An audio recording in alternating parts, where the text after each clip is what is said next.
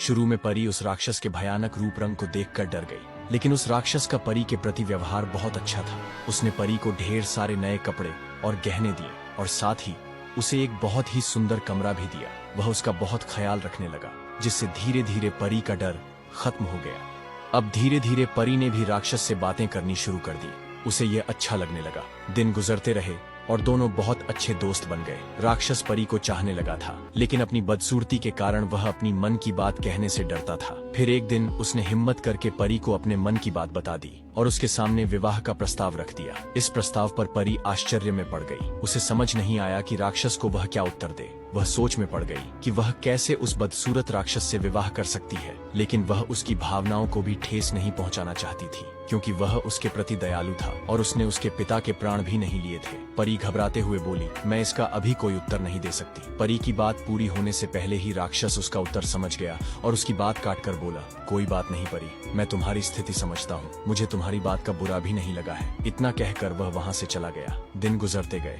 दोनों ने इस बारे में फिर कोई बात नहीं की। परी को वहाँ कोई तकलीफ नहीं थी, लेकिन वह अपने पिता और बहनों को बहुत याद किया करती थी। ऐसे ही एक दिन वह उन्हें याद कर उदास बैठी हुई थी। तभी राक्षस वहाँ आया और उसकी उदासी का कारण पूछा। परी ने उसे बताया कि वह अपने परिवार को याद कर रही है। राक्षस परी का दुख समझ गया और उसने उसे एक जादुई आईना दिया, जिसमें वह जब चाहे अपने पिता और बहनों को देख सकती थी। परी उस आईने को पाकर बहुत खुश हुई। अब जब भी उसका मन करता वह उसमें अपने परिवार को देख लेती थी। एक दिन परी ने उस आईने में देखा कि उसके पिता बहुत बीमार हैं और मरने की कगार पर है। वह यह देखकर बहुत दुखी हो गई। उसने राक्षस से विनती की कि वह उसे उसके पिता से मिलने के लिए जाने दे। वह आखिरी बार उनसे मिलना चाहती है। पता नहीं फिर कभी वह उन्हें देख पाएगी या नहीं। पहले तो राक्षस ने मना कर दिया, लेकिन फिर परी के आंसू देखकर उसका मन पिघल गया और उसने उसे जाने की इजाजत दे दी। उसने परी से कहा, मैं तुम्हें अपने पिता के पास जाने की इजाजत देता हूँ, लेकिन इस शर्त पर कि तुम्हें 7 दिन के भीतर वापस आना होगा, नहीं तो मैं तुम्हारी याद में मर जाऊंगा। परी ने राक्षस से वादा किया कि वह अपने पिता को देखकर 7 दिन में वापस लौट आएगी। राक्षस ने उसे एक अंगूठी दी और कहा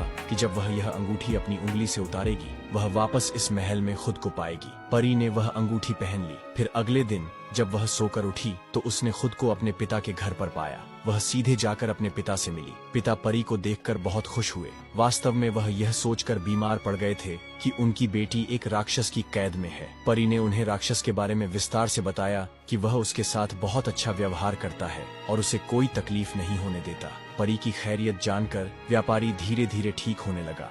वहाँ रहते हुए परी को राक्षस की याद आने लगी। उसके साथ रहते रहते उसे उसकी आदत पड़ गई थी और उसके अच्छे और दयालु व्यवहार के कारण वह उससे प्रेम करने लगी थी। एक दिन परी की दोनों बहनें, जिनका विवाह हो चुका था, उससे मिलने घर पर आई थीं।